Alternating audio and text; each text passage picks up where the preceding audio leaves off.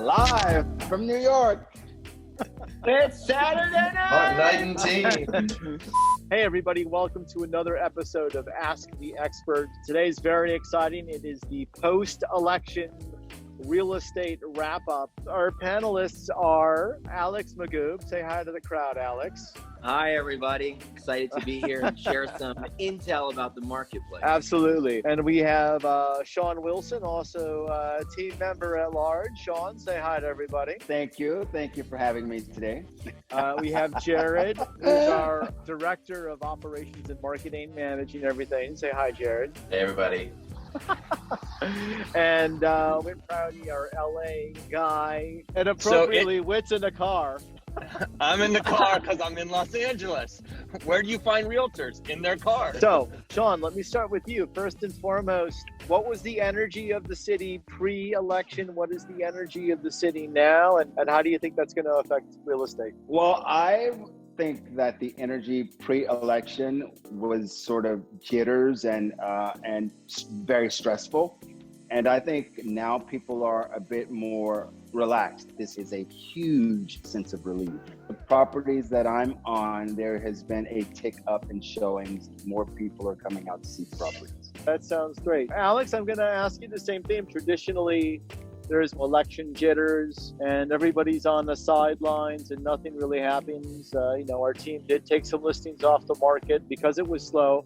But was it a completely dead month or were there buyers that were out there? Yeah, that's a great question. Historically, October is always a slow month. And this year, I thought it was going to be super slow because we were dealing with maybe the most contentious election of our lifetime. But to your point, Martin, shockingly, we did deals in October, but there were many buyers who kept saying, I'm waiting. And I'd say, what are you waiting for? And they'd say, I want to know if I need to move to Canada or not. So it wasn't, this was the first time I think that we had to work with clients who weren't sure if they even wanted to live in America, let alone New York City. So, the activity and the excitement, the energy this week, right from Saturday at 1 p.m., the city has been electric. People feel happier and a sense of relief has taken over and it feels great. That's great. I just want to add to what Alex is saying. At this moment, there is no other place in the world I would rather be than New York City and New York State. Because of COVID, because of politics, this is the absolute best place in the world to be. Second to California. But those are the two places that you can rest assured you are going to be cared for by your government and people are going to respect themselves and do what needs to sort of curb the pandemic. There's no place I'd rather be right now than New York City. This is a tale of two cities because we have a different story on the West Coast. We haven't reached our bottom. We're still going up. Buyers are back. Things are happening. I want to buy. Have brunch with your friend. People continue to transact business. Momentum is here. Got it. No, yes.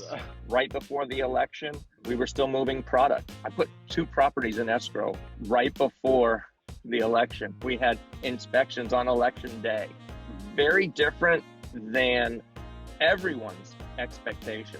Most expectations are that the market softens 6 to 8 weeks out from an election, depending on the outcome of that election. If it's favorable to the geographic area, then you do get an uptick in sales. If it's not favorable from the outlook of that geographic area, then usually there is an uptick, but it's delayed until the beginning of the year, January or February. So basically the election didn't have any impact at all. There was no slowdown. It was business as usual. Amazingly, California Association of Realtors is still forecasting that for 2020, our home sale prices will be up over 7% for the year. Wow. That is during COVID. Like I said, California. It's a pretty positive. We need to move to LA, Alex. That's not true. Come on in, the water's fine. That is true, but it's not true that we should move to LA because you guys are doing very well here in New York City. Oh, we are actually. We are. I mean, I don't know how other agents are doing, but as a collective team, we are doing extremely well. The Martin Eiden team is on fire. That's in true. a good way. All right. Well, with that, we can't top that. So thanks again, everybody, for coming in with the Ask the Expert with the Martin Eiden team. And scene.